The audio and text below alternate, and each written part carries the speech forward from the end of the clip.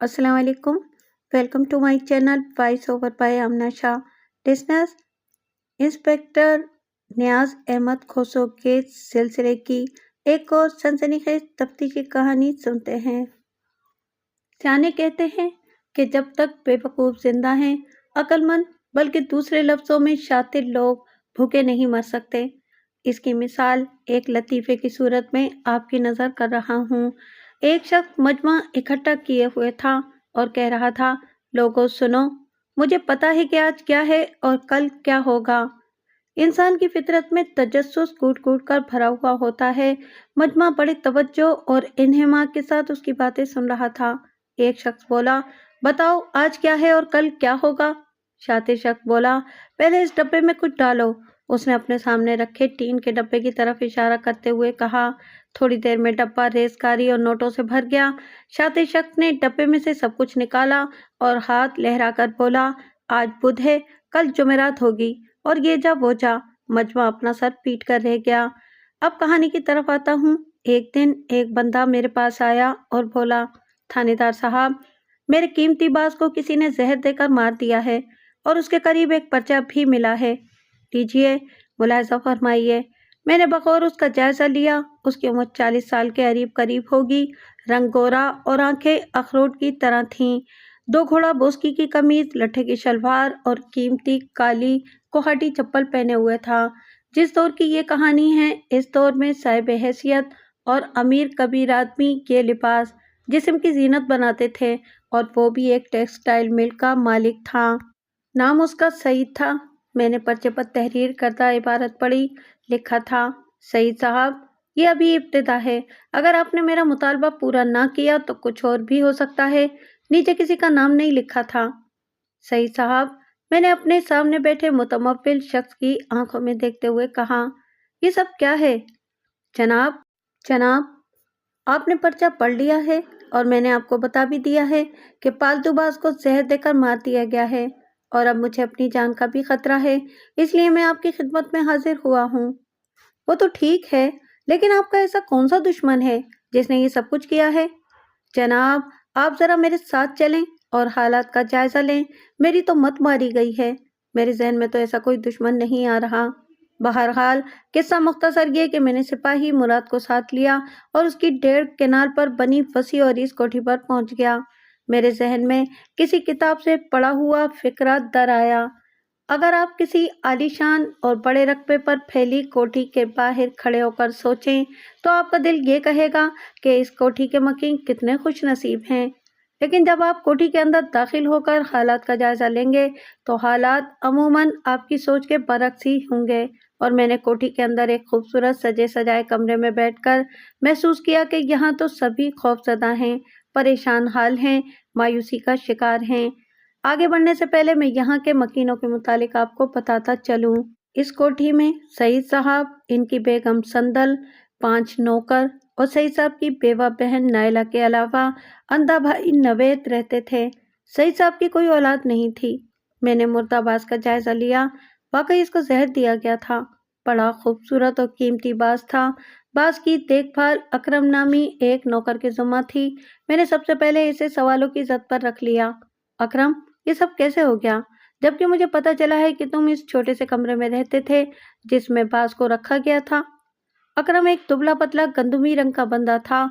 आंखें इसे एक वफादार और मुखलिस इंसान के रूप में पेश कर रही थीं। इसने मरी मरी सी आवाज में कहा, थानेदार साहब, सईद साहब ने एक शिकारी से ये बाज उस वक्त लिया था जब ये एक छोटा सा बच्चा था। मैंने ही इसे पाला है। ये सईद साहब से ज्यादा मेरे साथ मानूस था। मुझे खुद हैरानगी है कि इसको किसने जहर दिया है।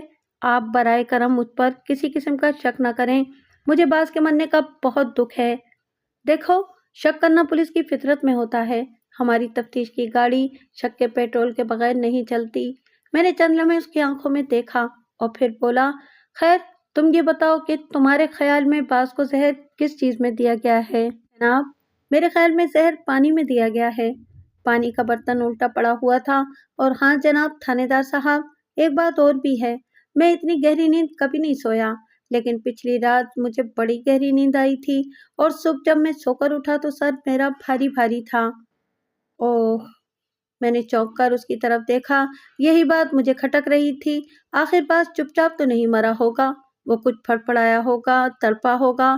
وہ سخت گرمیوں کے دن تھے، جولائی کا مہینہ آدھے سے زیادہ سفر طے کر چکا تھا۔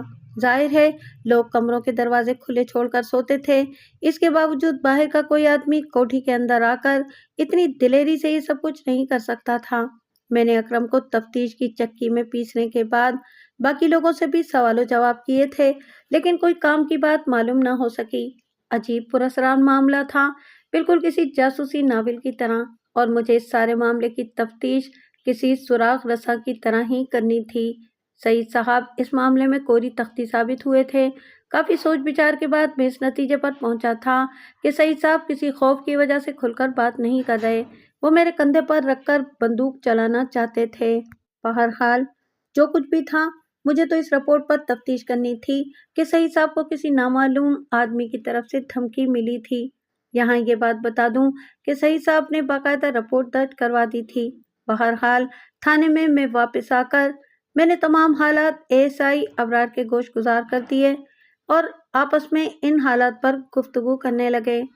سر، میرا بھی یہی خیال ہے کہ سعید صاحب نے ساری بات نہیں بتائی، اور یہ بات حقیقت کے قریب بھی نہیں لگتی کہ یہ پہلا پرچہ ان تک پہنچا ہے، اور پرچے میں کسی مطالبے کا ذکر بھی ہے جو کوئی اور ہی کہانی سنا رہا ہے۔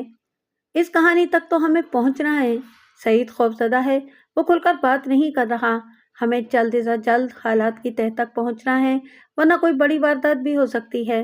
اس کے بعد ASI یہ کہہ کر مجھ سے اجازت لے کر چلا گیا کہ سر، میں آج سے کام شروع کر دیتا ہوں۔ آپ سوچ رہے ہوں گے کہ ایک باز کی موت پر میں سعید کی کوٹھی پر چلا گیا تھا۔ یہ حقیقت ہے کہ تھانے داروں کے پاس اتنا وقت نہیں ہوتا کہ وہ ان چھوٹی چھوٹی باتوں پر اتنی توجہ دیں۔ دراصل میری تھانے دارانہ حس نے مجھے خبردار کر دیا تھا کہ معاملہ صرف باز کی موت تک ٹلنے والا نہیں۔ میں نے سعید کے چہرے کے تاثرات سے اندازہ لگا لیا تھا کہ معاملہ گمبھیر ہے۔ یہ 4 دن بعد کی بات ہے کہ میں کاؤسوں میں الجھا ہوا تھا کہ مجھے اطلاع دی گئی، سر، سعید صاحب کی کوٹھی سے بندہ آیا ہے، کہتا ہے اکرم کو کسی نے قتل کر دیا ہے۔ لاش کوٹھی کے پائیں باغ میں پڑی ہے۔ اطلاع سپاہی انور نے مجھ تک پہنچائی تھی۔ میں نے ضروری تیاری کی اور کانسٹیبل وزیر اور سپاہی انور کو ساتھ لے کر سعید کی کوٹھی پر پہنچ گیا۔ کوٹھی کے پائیں باغ کی بڑی سلیقے سے تراش خراش کی گئی تھی۔ گھاس بڑی خوبصورت تھی، آنکھوں کو بھلی لگ رہی ہے۔ باغ میں استادہ شیر اور ہرن کے مجسمے کسی ماہر سنگ تراش کے ماہرانہ کمال کا منہ بولتا ثبوت تھے، لیکن میرے خیال میں اکرم کی خون آلود لاش نے باغ کے سارے حسن اور خوبصورتی کو نگل لیا تھا۔ لاش ہرن اور شیر کے مجسموں کے عین سامنے پڑی تھی۔ لاش کروٹ کے بل پڑی تھی۔ میں نے نیچے بیٹھ کر باریک بینی سے اس کا معائنہ کیا تو پتہ چلا کہ ایک زخم سینے پر عین دل کے مقام پر ہے، جبکہ دوسرا زخم دائیں گردے کے مقام پر ہے، اور دونوں زخم گہرے اور مہلک تھے، اور میری تجربے کار نگاہوں نے فیصلہ دے دیا کہ یہی دونوں زخم موت کا باعث بنے ہیں۔ ویسے صحیح صورتحال تو پوسٹ مارٹم کی رپورٹ نے واضح کرنی تھی۔ زخم کسی تیز دھار خنجر یا چھری کے لگتے تھے۔ میں نے ضروری کارروائی کے بعد لاش کو پوسٹ مارٹم کے لیے بھجوا دیا۔ کانسٹیبل وزیر کو لاش کے ساتھ بھیج دیا۔ سعید صاحب نے کچھ کرسیاں باغ میں رکھوا دیں۔ میں نے ایک کرسی پر بیٹھ کر تھانے داری شروع کر دی۔ سعید کا چہرہ ہلدی کی طرح پیلا پڑ گیا تھا۔ سپاہی کو میں نے باقی مکینوں کی نگرانی پر مامور کر کے سعید صاحب کو اپنے سامنے بٹھا لیا اور بغور اس کے چہرے کا جائزہ لیتے ہوئے اس سے سوال کیا، سعید صاحب، اب تو پانی سر کے اوپر آ پہنچا ہے۔ جی، کیا مطلب؟ اس نے کچھ نہ سمجھ میں آنے والے لہجے میں کہا۔ مجھے اس پر غصہ آ گیا۔ میں نے تپتے ہوئے لہجے میں کہا، آپ نے اصل بات مجھے نہیں بتائی تھی جس کی وجہ سے یہ اتنا بڑا حادثہ ہو گیا۔ دیکھیں جناب، میں نے پہلے رکے کو زیادہ اہمیت نہیں دی تھی۔ وہ چونک کر میری طرف دیکھنے لگا۔ اس کی زبان سے آخر بات نکل ہی گئی تھی۔ میں نے اسے سنبھلنے کا موقع نہیں دیا اور ذرا تیز لہجے میں بولا، اس کا مطلب ہے کہ پہلے بھی آپ کو کوئی رکا ملا تھا اور آپ نے اسے پھاڑ کر پھینک دیا تھا، اور یہ دوسرا رکا تھا جو آپ نے مجھ تک پہنچایا تھا، وہ بھی باز کے مرنے کے بعد؟ جی، اس نے اتنا ہی کہا اور سر کو جھکا لیا۔ میں نے ہکارا بھرا اور چند لمحے اس کی آنکھوں میں دیکھتے رہنے کے بعد کہا، پہلے رکے میں کیا لکھا تھا؟ صرف 2 لفظ۔ صرف 2 لفظ؟ میں نے اس کے کہے ہوئے لفظ کو دہرایا اور پھر استفسار کیا، وہ لفظ کیا تھے؟ بے وقوف الو، اس نے جھیپتے ہوئے لہجے میں کہا۔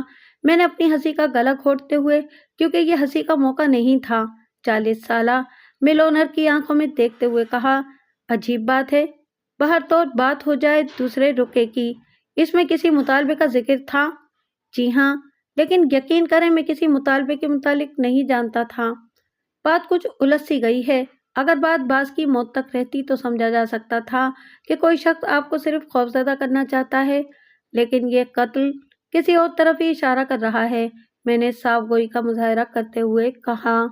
لیکن صرف خوفزدہ کرنے کے لیے بھی تو کوئی وجہ ہوتی ہے۔ تھانے دار صاحب، صغیر۔ ہاں ہاں کہیں، بے شک آپ کی نظروں میں اس بات کی کوئی اہمیت ہو یا نہ ہو۔ دراصل صغیر میرے کارخانے میں کام کرتا تھا، میرے کارخانے میں عورتیں بھی کام کرتی ہیں۔ صغیر نے ایک دفعہ شاہین نامی ایک عورت سے الٹ پلٹ باتیں کی تھیں، بات مجھ تک پہنچی تو میں نے صغیر کو نوکری سے نکال دیا تھا۔ اچھا، میں نے دلچسپی کا اظہار کرتے ہوئے کہا۔ صغیر چپ چاپ چلا گیا یا اس نے کوئی دھمکی وغیرہ بھی دی تھی؟ وہ تو میرا فیصلہ سن کر خاموشی سے چلا گیا تھا، لیکن بعد میں مجھے رفاقت نے بتایا تھا کہ کارخانے سے اپنا حساب وغیرہ لے کر جاتے جاتے اس نے کہا تھا، سعید کی آنکھوں پر غفلت اور بے وقوفی کی پٹی بندھی ہوئی ہے، یہ ایک دن پچھتائے گا۔ اس کے بعد میں نے کوٹھی کے باقی مکینوں سے سوال و جواب کیے تھے، جس سے میں نے یہ اندازہ لگایا کہ صغیر بھی ان معاملات میں ملوث ہو سکتا ہے۔ میں نے سب سے سوال و جواب میں یہ نکتہ ان کے سامنے رکھا تھا۔ تھانے میں واپس آ کر میں نے اپنی سیٹ سنبھالی اور ASI ابرار کے متعلق پوچھا۔ پتہ چلا کہ وہ اس وقت تھانے میں موجود نہیں ہیں۔ راستے میں سپاہی انور نے مجھ سے سارے حالات سن کر کہا تھا، سر، لگتا ہے کہ کوئی گھر کا بندہ کلاڑی کا دستہ بنا ہے۔ بالکل، ویری گڈ، میں نے اس کی تعریف کرتے ہوئے کہا، تمہاری بات بالکل ٹھیک ہے۔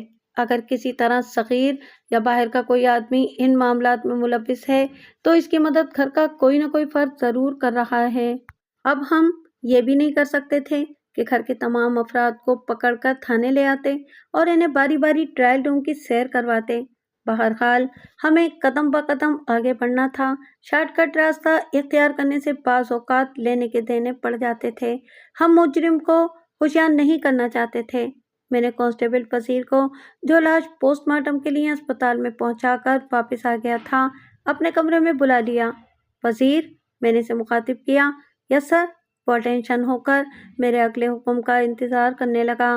میں نے اسے صغیر کا پتہ بتا کر کہا، اسے تھانے لے آؤ۔ یہاں یہ بات بتانا مناسب ہوگا کہ صغیر کا پتہ میں نے سعید سے لے لیا تھا۔ ٹھیک ہے، میں جلد ہی اسے آپ کے سامنے حاضر کر دوں گا، یہ کہہ کر وہ چلا گیا۔ صغیر کا جو پتہ میرے علم میں آیا تھا، اس کے مطابق اس کا گھر تھانے سے صرف 1 میل کے فاصلے پر تھا، لیکن 1 گھنٹے بعد کانسٹیبل نے آ کر مجھے بتایا، سر، صغیر گھر پر موجود نہیں ہے۔ اس کے گھر والے کہتے ہیں کہ وہ فیصل آباد کی کسی ٹیکسٹائل مل میں ملازم ہے اور 15 دن بعد 2 دن کے لیے گھر آتا ہے، اور مزید یہ کہ ابھی 4 دن پہلے آیا تھا، کل ہی واپس گیا ہے۔ میں نے کانسٹیبل کو واپس بھیج دیا اور خود حساب لگانے لگا۔ اس کا مطلب تھا کہ اب اسے کم از کم 12 دن بعد آنا تھا۔ میں اتنے دن اس کے آنے کا انتظار نہیں کر سکتا تھا، حالانکہ موجودہ حالات کے مطابق وہ ان واقعات میں کسی طرح بھی ملوث نظر نہیں آ رہا تھا، لیکن نہ جانے کیوں مجھے یہ محسوس ہو رہا تھا کہ اس سے ملنا میرے لیے سود مند ثابت ہو سکتا ہے۔ ابھی میں انہی سوچوں کے تانے بانے بننے میں مصروف تھا کہ ASI ابرار میرے کمرے میں داخل ہوا۔ اس کیس کے واقعات اتنی تیزی سے آگے بڑھے تھے کہ مجھے ASI سے تفصیلی بات چیت کرنے کا موقع نہیں ملا۔ اب جو وہ میرے سامنے آیا تو مجھے یاد آ گیا کہ میں نے اسے سعید کے متعلق معلومات حاصل کرنے کے لیے کہا تھا۔ اس نے میرے کچھ پوچھنے اور کہنے سے پہلے ہی اب تک حاصل کردہ معلومات سے مجھے آگاہ کر دیا۔ ان میں سے کچھ باتیں میں آپ کو بتا دیتا ہوں، باقی وقت آنے پر آپ کے سامنے آ جائیں گی۔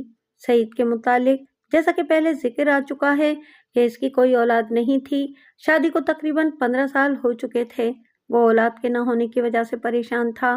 اس کی کارخانے کے علاوہ بھی کچھ زمینیں تھیں، کوٹھی بھی تھی۔ اس کا سالہ ملک نیاز اچھی شہرت کا مالک نہیں تھا۔ طوائف بازی اور جوا اس کے محبوب مشغلے تھے اور اس کا یارانہ جواریوں اور جرائم پیشہ افراد کے ساتھ تھا۔ کبھی کبھی شراب بھی پیتا تھا۔ جس دن صبح مردہ حالت میں ملا تھا اس رات وہ کوٹھی میں موجود تھا۔ صبح وہ چلا گیا تھا اور جس رات اکرم قتل ہوا تھا وہ رات بھی کوٹھی میں رہا تھا۔ اب یہ سب اتفاق تھا یا یہ سب کچھ ابھی اندھیرے میں تھا؟ میں نے ASI کو تازہ حالات سے آگاہ کیا تو وہ تھوڑی کھجاتے ہوئے بولا، سر، میں نے سپاہی نواز کی ڈیوٹی لگا دی ہے کہ وہ ملک نیاز پر نظر رکھے۔ تمہارے خیال میں ان سب واقعات کا ذمہ دار وہ ہو سکتا ہے؟ سر، ایسے بندے سے کچھ بھی توقع کی جا سکتی ہے، اور پھر سعید ذرا چاپلوسی پسند اور احمق سا ہے۔ نیاز تقریباً کنگال ہو چکا ہے۔ چند لمحے ASI کی باتوں پر میں نے غور کیا اور پھر کہا، تم نے اچھا کیا کہ ملک نیاز کی نگرانی کا بندوبست کر دیا۔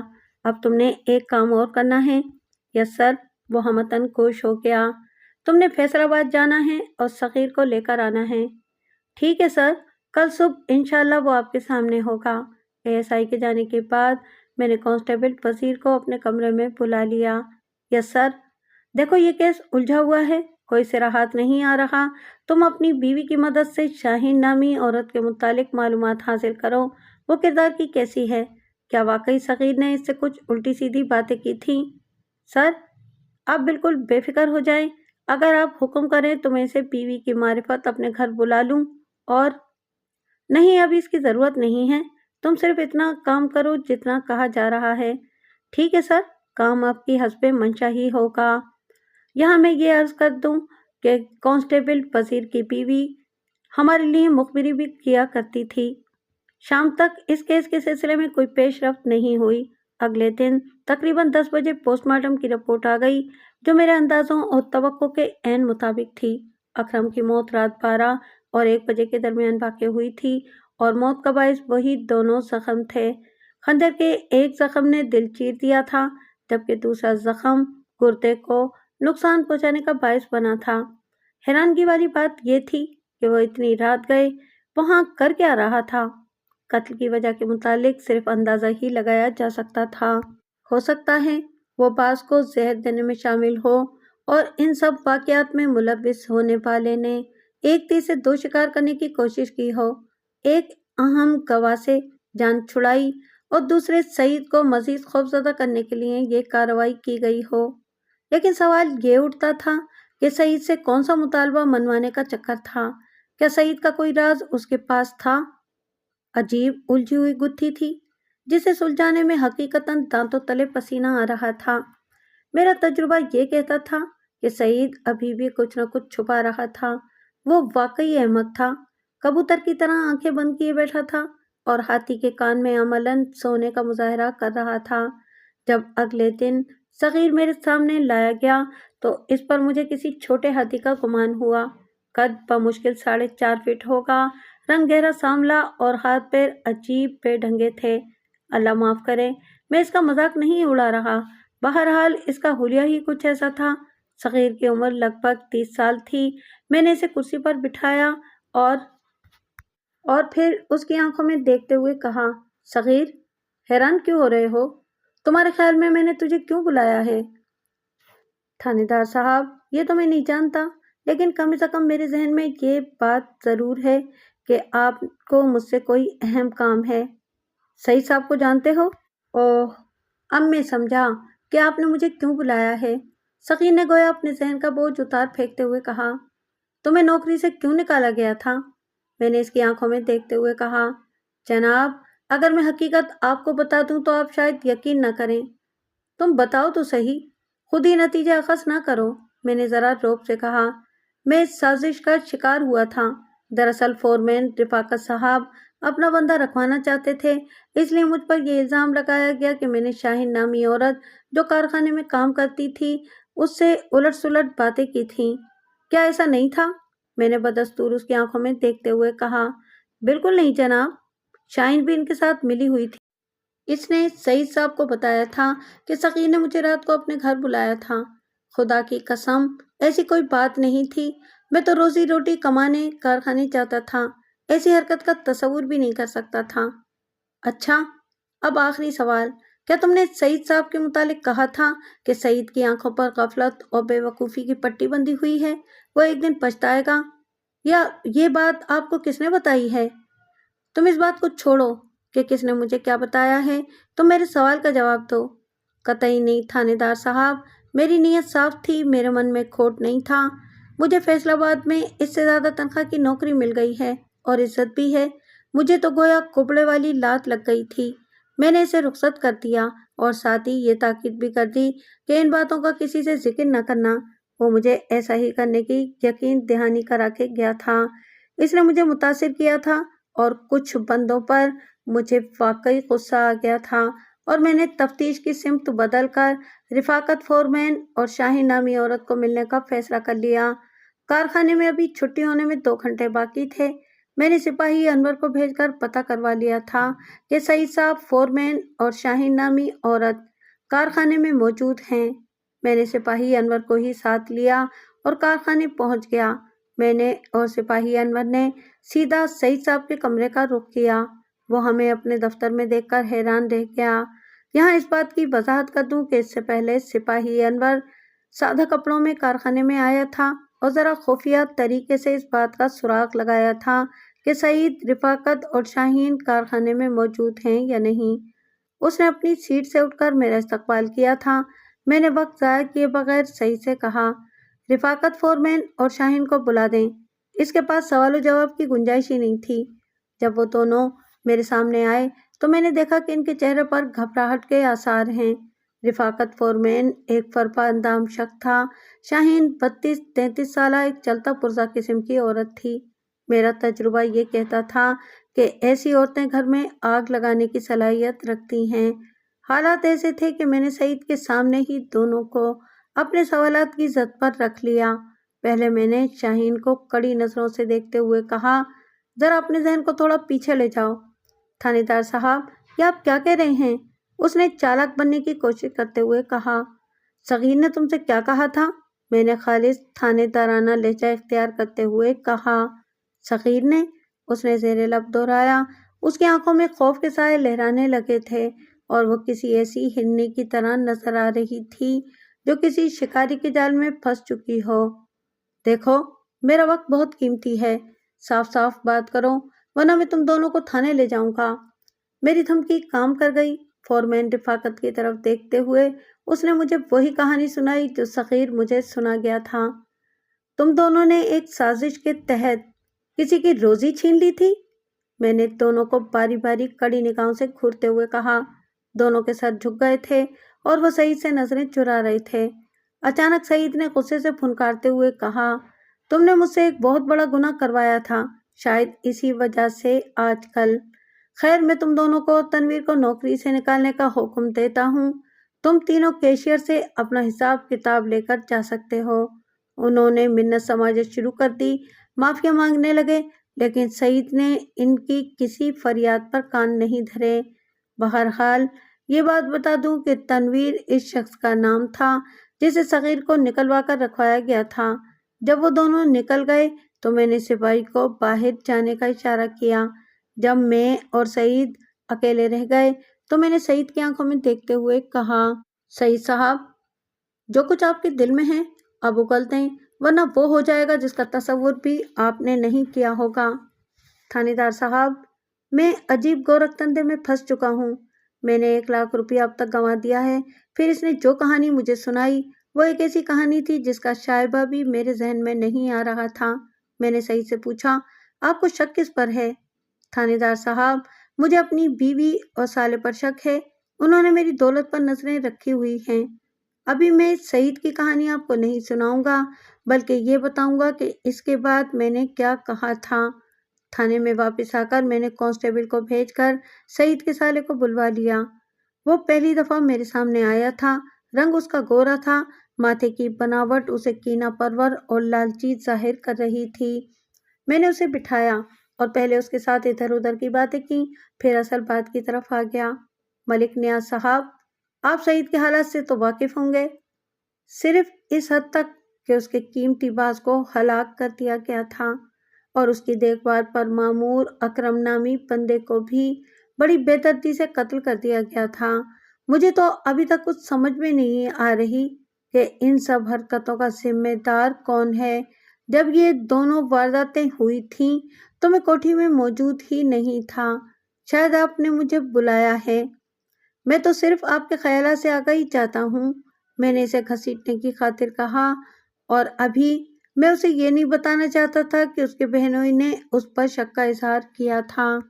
ملک نیاز نے میری طرف دیکھتے ہوئے کہا، آپ کے دل میں جو کچھ بھی ہے تھانے دار صاحب، میں اس کو ایک طرف رکھتے ہوئے اتنی عرض کروں گا کہ میرے اوپر آپ کسی قسم کا شک نہ کریں۔ میں نے اس دوران کچھ کام کیا ہے، میں آپ کو ابھی کچھ نہ بتاتا، لیکن آپ نے میرے اوپر شک کر کے مجھے اس بات پر مجبور کر دیا ہے کہ پھر اس نے اپنے شک کا اظہار کیا تھا۔ میری آنکھیں حیرت سے پھیل گئیں۔ اگر اس کا شک صحیح ثابت ہو جاتا تو میں نے رخصت کر دیا اسے، اور ساتھ ہی یہ تاکید بھی کر دی کہ اپنے طور پر کچھ کرنے کی کوشش نہ کریں اور قانون کو ہاتھ میں لینے کے تو متعلق سوچے بھی نہ۔ یہ اسی شام کی بات ہے۔ میں کانسٹیبل بصیر، سپاہی انور اور سپاہی نواز کو لے کر سعید کی کوٹھی پر پہنچ گیا۔ میں نے سعید کو پیغام بھجوا دیا تھا کہ وہ شام کو کوٹھی میں موجود رہے۔ اس نے میرے کہنے پر کوٹھی میں موجود سب افراد کے لیے پائیں باغ میں کرسیاں رکھوا دی۔ نوکر ایک طرف کھڑے ہو گئے اور میرے سمیت باقی سب افراد کرسیوں پر بیٹھ گئے۔ سپاہی انور کے پاس ایک تھیلا بھی تھا۔ بعض اوقات پولیس والوں کو بھی کرتب دکھانے پڑتے ہیں۔ میری اسکیم میں سپاہی نواز کے پاس موجود تھیلے کی بڑی اہمیت تھی۔ میں نے اسے بتا دیا تھا کہ کب اسے حرکت میں آنا ہے۔ جس شک کی طرف ملک نیاز نے اشارہ کیا تھا، اسی سلسلے میں یہ سب کچھ ہو رہا تھا۔ میں نے سب کی طرف دیکھتے ہوئے کہا، اس کوٹھی میں جو واقعات ہوتے ہیں وہ سب آپ کے سامنے ہیں۔ میں نے اس لیے سب کو یہاں اکٹھا کیا ہے کہ اگر ان سارے واقعات کے متعلق کسی کے ذہن میں کوئی بات، کوئی شک یا اشارہ ہے تو وہ بلا خوف و خطر بتا دے۔ پولیس والے بھی انسان ہوتے ہیں، وہ کسی سراغ یا شک پر ہی تفتیش کرتے ہیں۔ ہر طرف خاموشی ہی رہی۔ میں نے سب کے چہروں پر تھانے دارانہ نظریں گاڑ دیں۔ میں نے دیکھا کہ ایک شخص کے چہرے پر ایک رنگ آ رہا تھا اور ایک جا رہا تھا۔ وہ مضطرب لگتا تھا۔ میں نے سپاہی کو اشارہ کیا جس نے ربر کے موٹے دستانے پہنے ہوئے تھے۔ اچانک اس نے تھیلے میں ہاتھ ڈال دیا۔ تھیلے میں چند سوراخ تھے۔ سپاہی کے ہاتھ ڈالتے ہی تھیلے میں ہلچل پیدا ہوئی اور ایک سوراخ سے سانپ نے سر باہر نکالا۔ سپاہی کے ساتھ بیٹھا ہوا شخص اچانک چیخ پڑا، سانپ سانپ، اور اٹھ کھڑا ہو گیا۔ اچانک کانسٹیبل وزیر بھی اسکیم کے مطابق اٹھ کھڑا ہوا اور اس شخص کو دبوچ لیا۔ اس کے ساتھ ہی سعید بھی کھڑا ہو گیا تھا۔ تھانے دار صاحب، یہ سب کیا ہے؟ سعید صاحب، سب کچھ آپ کے سامنے ہے۔ یہ آپ کا بھائی تو اندھا تھا، پھر اسے سانپ نظر کیسے آ گیا؟ پھر میں نے باقی حاضرین کی طرف دیکھتے ہوئے کہا، آپ خوف زدہ نہ ہوں۔ ایک تو یہ سانپ تھیلے سے باہر نہیں آ سکتا، دوسرا یہ بے ضرر ہے، اس کا زہر نکلا ہوا ہے۔ اس کے بعد ہم سعید کے بہروپیے بھائی کو لے کر تھانے میں آ گئے۔ تھانے میں آ کر میں نے نوید کو ایک جلاد صفت حوالدار کے حوالے کر دیا۔ صرف 1 گھنٹے بعد ہی اس کا چیں بول گیا اور اس نے سب کچھ بتا دیا۔ وہ احسان فراموش اور آستین کا سانپ تھا۔ اب پردے اٹھانے کا وقت آ گیا ہے۔ جیسا کہ ذکر آ چکا ہے، نوید اور سعید بھائی تھے۔ ان دونوں کے باپ نے ان کو اپنا اپنا حصہ دے دیا تھا۔ نوید شروع سے ہی آوارہ اور عورتوں کا رسیہ تھا۔ اسے ایک اور بھی شوق تھا، ریس کا۔ وہ ریس کے گھوڑوں پر شرطیں لگاتا تھا۔ اس کا دستے راز جابر نامی ایک بدماش تھا اور وہی اس کی تباہی کا بھی باعث تھا۔ چند سالوں میں ہی وہ یعنی کہ نوید کنگال ہو گیا۔ نوید نے جابر نامی بدماش سے کہا، اب کیا کریں؟ تم نے مجھے ریس کا چسکا ڈالا تھا۔ وہ ایک مجرمانہ اور لالچی ذہن کا بندہ تھا۔ اب اس کی نظریں سعید کی دولت پر تھیں۔ پھر دونوں نے مل کر ایک منصوبہ بنایا۔ جابر نے کچھ دے دلا کر ایک سرٹیفکیٹ حاصل کر لیا جس میں نوید کو اندھا ظاہر کیا گیا تھا۔ سعید جابر کو نہیں جانتا تھا۔ اس کا دل نرم اور مصیبت زدہ لوگوں کی مدد کرنے والا تھا، لیکن میرے خیال میں اگر اس کو کاٹ کا الو کہا جائے تو مناسب ہوگا۔ بہرحال ایک دن جابر سعید سے ملا اور اداکاری کے جوہر دکھاتے ہوئے کہا، سعید صاحب، آپ کا بھائی اندھا ہو چلا ہے، پلے پھوٹی کوڑی نہیں ہے، اس کی بری حالت ہے۔